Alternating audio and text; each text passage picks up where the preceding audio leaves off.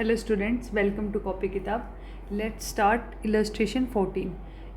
हमें super profit method की help से गुडविल फाइंड आउट करनी है और ओवर वैल्यूएशन ऑफ स्टॉक हमें एक एडजस्टमेंट भी दी हुई है। ठीक है, तो सबसे पहले गिवन है average profit earn by the firm is 2,50,000। ठीक है, इस एवरेज प्रॉफिट में क्या इंक्लूड है? Over valuation of stock of ₹10,000। ठीक है, on average basis capital invested in the business is 14 lakh and the normal rate of return is 15%. Calculate goodwill of the firm on the basis of 4 times of the super profit.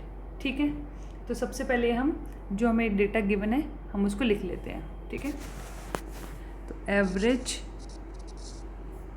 Business profit कितना है हमारे पास? ₹2,50,000। ठीक है, over valuation of stock कितना है?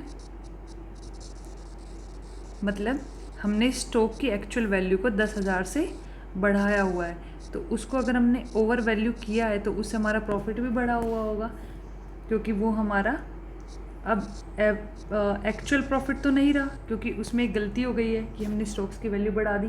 तो actual average business profit को निकालने के लिए हमें क्या करना पड़ेगा? इसको इसमें से रिड्यूस करना पड़ेगा।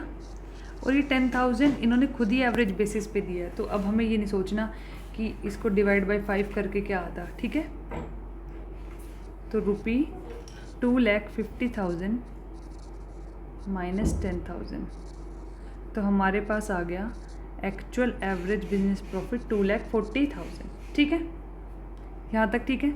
अब हम निकाल लेंगे नॉर्मल बिजनेस प्रॉफिट।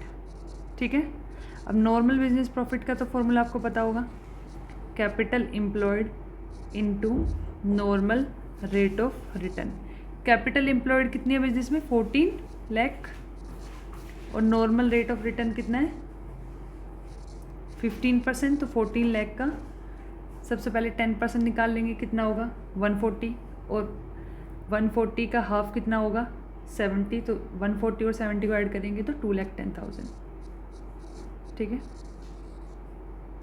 क्योंकि 15% को हमने किया 10 + 5%, तो पहले 14 लाख का 10% निकालेंगे 140, और उसका हाफ क्या होगा? उसका 5%, दोनों को ऐड कर देंगे। ठीक है, जैसे यहाँ पे हो गया 1,40,000, और 10 का हाफ 5% होता है, तो 140 10% है, तो हाफ इसका 5% क्या होगा? 70,000। ठीक है, ये मैंने इसलिए बताया ताकि आपकी कैलकुलेशन थोड़ी फास्ट हो जाए। ठीक है, चलो अब हम क्या निकालेंगे? Super profit.